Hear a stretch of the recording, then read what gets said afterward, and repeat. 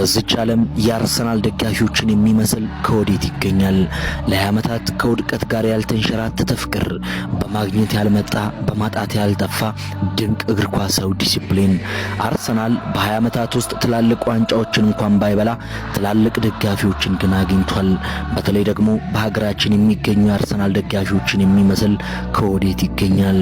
ቢሸንፍ ቢያሸንፍ ለሰከንድ አይጠሉትም። ሁሌ ካንገታቸው ቀና ብለው የአርሰናል ደጋፊ ነኝ ይላሉ።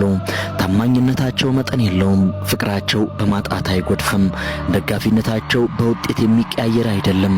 ማንም ምን ይበል ከልባቸው ጽላት አርሰናል የሚለው በክብር የተጻፈው ክለብ ማንም ሊፍቀው አይችልም። በዓለም ላይ የሚገኙ አርሰናል ደጋፊዎች ሁሌ ደጋግመው የሚሉት አንድ ኃይለ ቃል አለ። ኖርዝ ለንደን ፎር ኤቨር።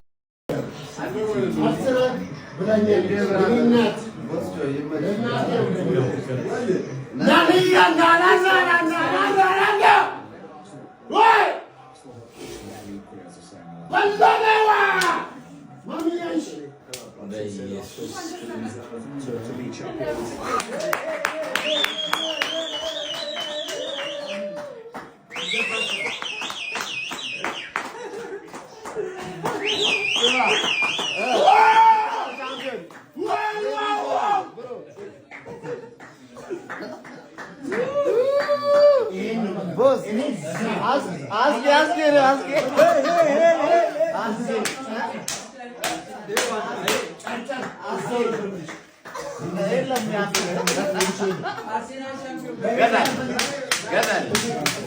አንተ እግዚአብሔር ይስጥ ያንተ ጥፋት ነው ለዚህ ደረጃ ደረሰን። ያንተ ጥፋት ተኪበለ ኤሶዬ እግዚአብሔር ይስጥ ዱዊኑ ቡዩ አማኪባው ዋው ይኸውልህ ይሄ እንባ ብቻ አይደለም። ውስጡ ደም ነው የፈሰሰኝ ያለው ደም ነው።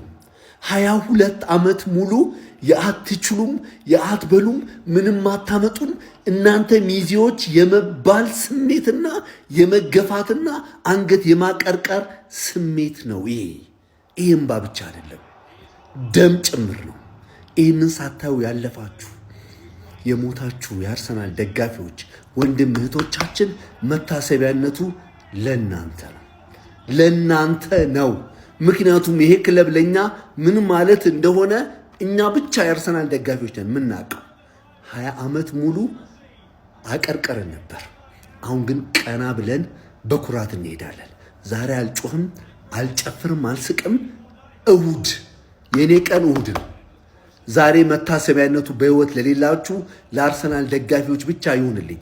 ከነገ ጀምሮ የአርሰናል ደጋፊ የሆንክ በሙሉ ይህንን ማሊያ በኩራት ለብሰ በየአደባባዩ ላይ ውጣልኝ። ከዛ እሁድ በደንብ ሰለብሬት እናደርጋለን።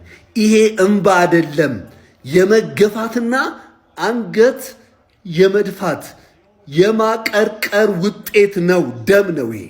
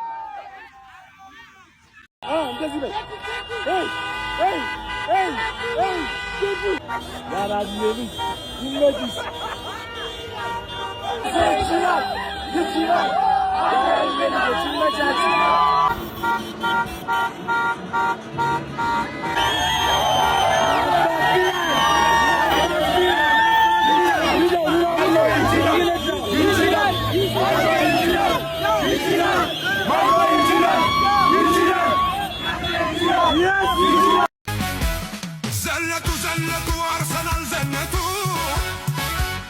በቀጭኑ ፈትል ተሽከርክረው መጡ። ዘለቁ መክፈኞች ዘለቁ በላይ የመጡ በታች ሲጠቀፉ በሳማ ህመም ሰውነቴ ሰውነቴ